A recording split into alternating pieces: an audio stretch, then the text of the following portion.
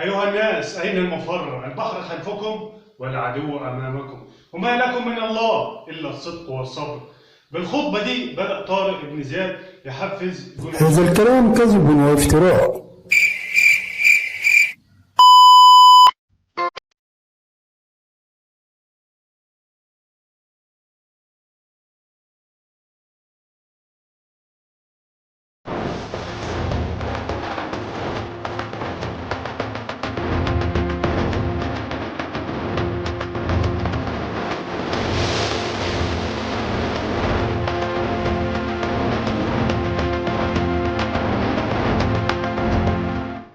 السلام عليكم ورحمة الله وبركاته. الليلة دي هنتكلم عن الأندلس منذ الفتح وحتى السقوط. هتكلم كمان عن اللي حصل للمسلمين بعد سقوط الأندلس في سلسلة مكونة من 4 أو 5 حلقات.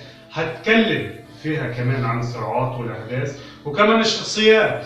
احنا دلوقتي في عام 86 هجرية، والمسلمين سيطروا على بلاد المغرب والأحوال مستقرة هناك وزي الفل. وبدأ المسلمين يفكروا في فتح بلاد الأندلس عشان ينشروا رسالة الإسلام في الأندلس، وكمان تأمين للحدود الإسلامية. لكن فكرة فتح الأندلس بدأت من عام 63 هجرية على يد القائد الإسلامي عقبة بن نافع، يعني الخليفة عثمان بن عفان.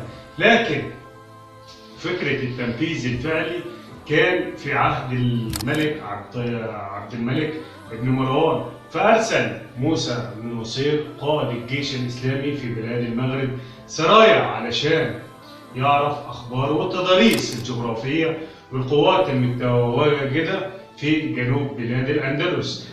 كانت السرايا دي بتروح وتيجي بغنايم كتيرة، وكمان كشفت مدى ضعف الجيش الأسباني اللي هو كان مكون من القوط في الوقت ده. أرسل موسى بن نصير طارق بن زياد ومعاه حوالي 7000 جندي، وعبر طارق بن زياد المضيق اللي فيما بعد سمي باسمه مضيق جبل طارق. لحد الآن الاسم مستمر. عبر طارق بن زياد المضيق ومعاه زي ما أنا قلت 7000 جندي. ونقف هنا شوية. الرواية الأوروبية بتقول إن طارق بن زياد لما وصل حرق السفن وقال إن البحر خلفكم والعدو من أمامكم.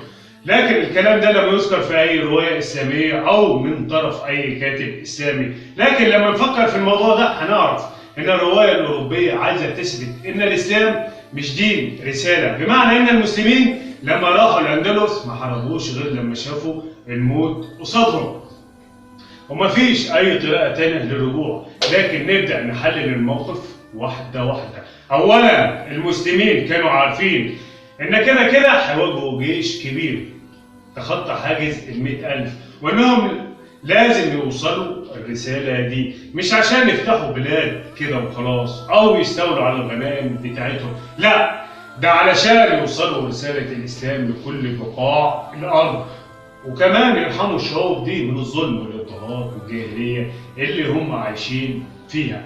نيجي للنقطة الثانية وهي حرق السفن. هل فعلا طارق بن زياد حرق السفن؟ طبعا لا. طبعا أي حرب فيها مكسب وخسارة، وأكيد طارق بن زياد كان عارف الموضوع ده كويس وإنه ممكن يتعرض للهزيمة. فهل من الصح إن هو يقطع الخط الوحيد للرجوع إلى بلاد المغرب ويحرق السفن؟ طبعا لا. وكمان ليه ما سمعناش رد من الخليفة عبد الملك بن مروان أو من قائد طارق بن زياد اللي هو موسى بن نصير؟ وخاصة إن طارق بن زياد خسر الجيش الإسلامي عن حد قولهم سفن كتيرة جدا. ليه ما سمعناش أي رد منهم؟ كده عرفنا إن القصة كلها مستوحاة من الخيال وما حصلتش. نرجع بقى لقصتنا. عبر طارق بن زياد المضيق ومعاه 7000 جندي، وأول ما وصل على طول بدأ يبعت السرايا عشان يجمع كل المعلومات عن الجيش اللي هيقابله.